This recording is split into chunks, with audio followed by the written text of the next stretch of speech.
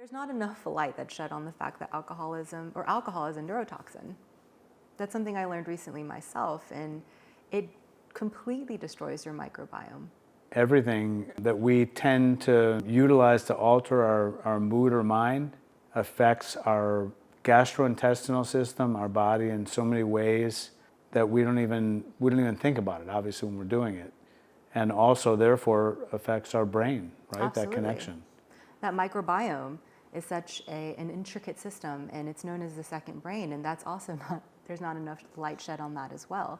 So to diversify it, one of the things you can do right off the bat is to quit drinking, and that will really purify your system already off the bat. And I do personally a lot of fermented foods, a lot of diversity. I try to eat the rainbow.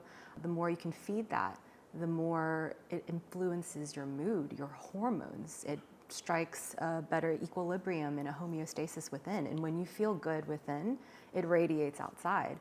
And I wish people would talk about that more, like how things feel versus how things aesthetically look.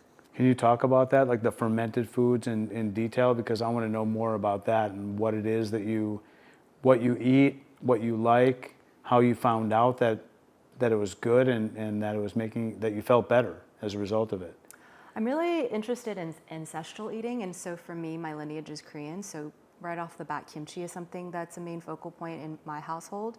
It's, even if it wasn't so, it makes me feel good. What is it? What's kimchi? So it's basically kind of like spicy sauerkraut, if you will, but it's Napa cabbage as a classic base, and then it's got some Korean pepper flakes, so it's red, it's spicy, it's vibrant. You can get it mild, and there's actually hundreds of different varieties of kimchi. So here in St. Croix, I've experimented with purslane kimchi, which grows very wild. You can do cucumber, which is very prolific here as well. We have lots of beautiful local juicy cucumbers. You can turn that into kimchi. You can pretty much turn anything into kimchi. So it's an accompaniment, it's a side dish, but you can eat that as a standalone. So that's one route. You can do kombucha, which is a fermented tea. I mean, they sell that everywhere. You can get it anywhere. You can do sauerkraut. There's just so many things. So depending on what you like. What do you like to eat, Terry? And I can maybe suggest something. Oh, I mean, everything that you were naming is great to me. I love that, and love cucumber, always have, and radishes, and all the vegetables that you don't think about grabbing first when you go into the grocery store and eating. But earlier when you were talking about eating and fasting, can you talk about when you started doing that and what it looked like and how you identified that you were feeling better from your nutritional changes and what that did for you emotionally and physically? If you can remember back to that. Absolutely. Probably. I think Justin brought up the point of consumption, and it's so normalized in our society. It's like cultivating a moment of stillness is almost eschewed as has a negative connotation. And it's in stillness that you glean a lot of clarity. So when I stopped constantly being in my egoic mind frame of constantly being in my thinking state of mind and just really tuning into being, which is what I'm always trying to get returned to, you hear your body signals. Your body whispers to you. It's very loud if you just allow it to speak to you. And I was constantly, what I experience is process addiction. So I'm constantly reaching for something to distract me, historically, before my healing journey and my shadow work, I was historically always reaching for something to veil the sadness, the suffering, the whatever it is that I was trying to avoid. So when you're specifically speaking to fasting, you're asking me about, I was constantly just feeding myself just to numb the pain, right? Justin brought up about how we can use anything. Anything can be a drug of choice. Sex, if you're not using it sacredly in a ritualistic sense, you could turn that into a robotic drug of choice. Anything can be a drug of choice if you don't attach mindfulness to it. So when you're speaking of fasting, I know I'm going on a tangent, it just helped me lean into listening to the inner core of my body. What do I really need right now? Not just a robotic response and just a blind reaction. What do I really need right now? And do you remember the changes that you felt physically, emotionally, once you started doing that and you changed the way you were eating, essentially? Because you talked about grabbing and grasping for junk and things that were not good, and you obviously identified the way that was making you feel, and then you made the change. What did that feel like? That's a great question, Terry. It felt energetically lighter, viscerally lighter. I'm really passionate about somatic expression. So much of I feel like I carry a lot of my tension in my shoulders. I think as a woman, I carry a lot of my pain and suffering in my womb. And so when I chose better for myself, even on a physical plane, when I was eating whole foods, because I was manifesting that and animating it in a way of like, how can you love yourself more, Angela? What foods are going to align with how you want to love yourself and how you want to show up? I physically felt remarkably different. I think it doesn't even take very long for your body to purge naturally. Your body is working for you constantly if you allow it to.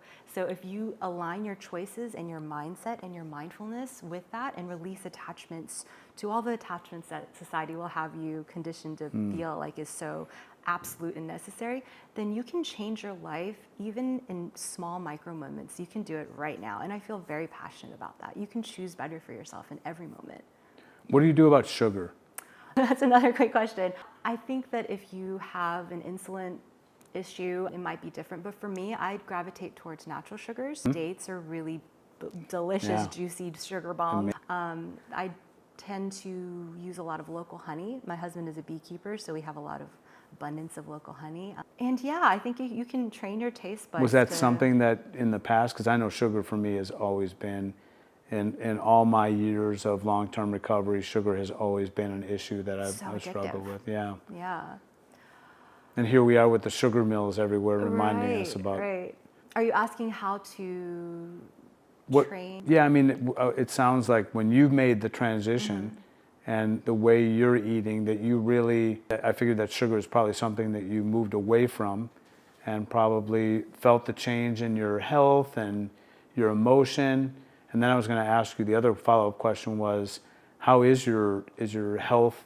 Do you think that overall you've been extremely healthy because of the changes you've made? So I had been using, and I was a chain smoker since I was 12.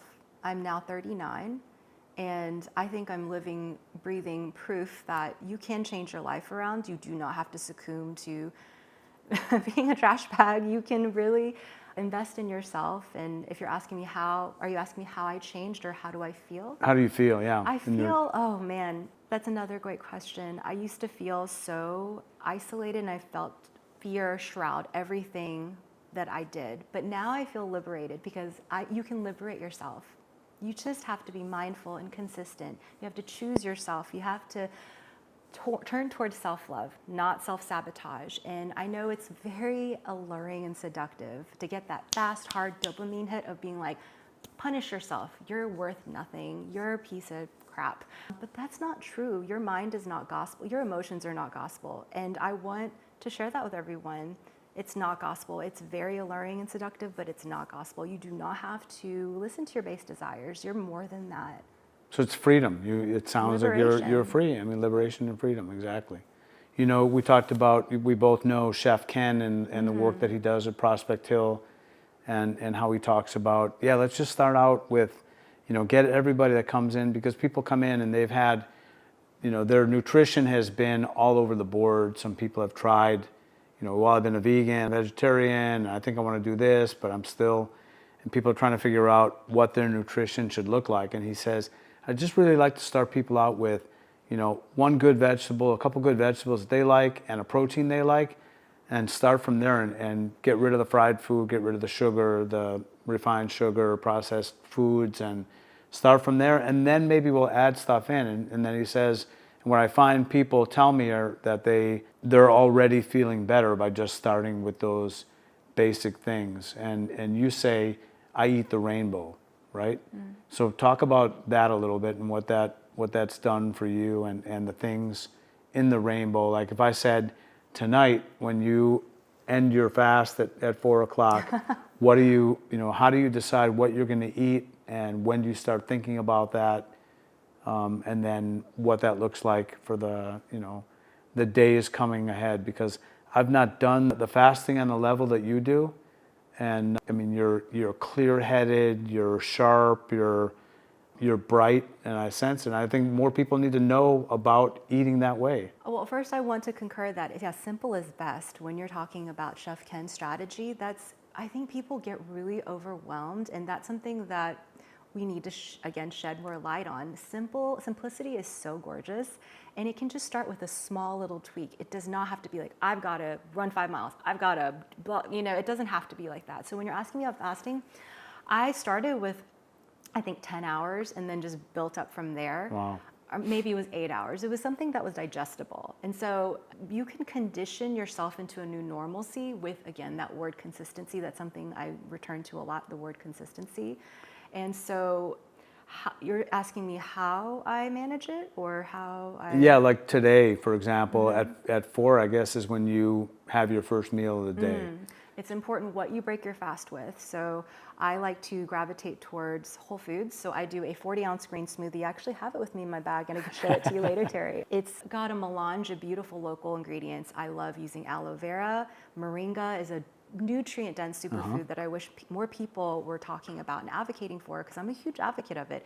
It grows everywhere. It's, again, very, very abundant. Are you using moringa powder, or what are you? So you harvest it, you take the leaves, every part of the tree is actually edible, and I strip the leaves and then I dry it like a tea, as you would like a sencha tea, or and it's more bioavailable in its dried form. So in the sun, don't apply any heat.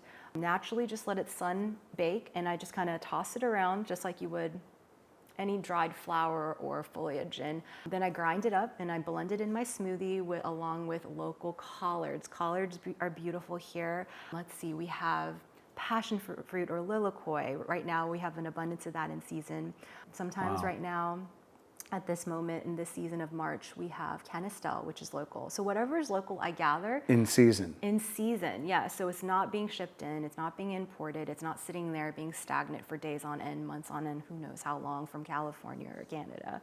So yeah, that's really something that helps me having an anchor point. So you'll break your fast with your green smoothie, and then will you want something like another protein, animal protein, or? So that's another great point. When you choose a positive micro decisions, when you make those micro adjustments, it comes easier, it flows more organically. Then the next choice is going to tend to be in the right alignment of, I'm going to choose even better for myself, right? So if I'm going to start the day off with like cheeseburgers and french fries, which I love, I'm not going to probably follow that up with a salad. So I like to kind of, again, listen to my body and be like, what do you really want, Angela? What do you need right now? So it kind of looks different every day. Yeah, that's huge right there, is listening to your body, I think. And we were talking earlier about, nutrition, the importance of, the gut biome health, the gut-brain connection. And people in recovery, I've been around the rooms of recovery for many, many, many years, and I see people there that are morbidly obese and sick and diabetic and losing limbs and not healthy, and pounding gallons of coffee and eating tons of sugar and donuts at the meeting, and they're depression, they're anxious, they're agitated. That connection has to be something that we work on, I think, in the future, and future generations of people coming into recovery, the importance, and you talking about the way you're managing your nutrition is tremendous, and I give you kudos for that. I wish we can get you out there speaking to everybody in meetings and talking about that. I wish it's a topic of meetings. What makes you feel good, Terry? I think that when I eat in macrobiotic form, and I'm following that and some of the things that are part of the macrobiotic diet, I feel energy, consistent energy all the time. And then when I go off and I'm just eating whatever I want, not following that as strictly, that it definitely affects my mood. It's your intuition, and I will say your skin reflects that. It's the clarity of your skin. For an old guy, right, Angela? No, not an old guy, no.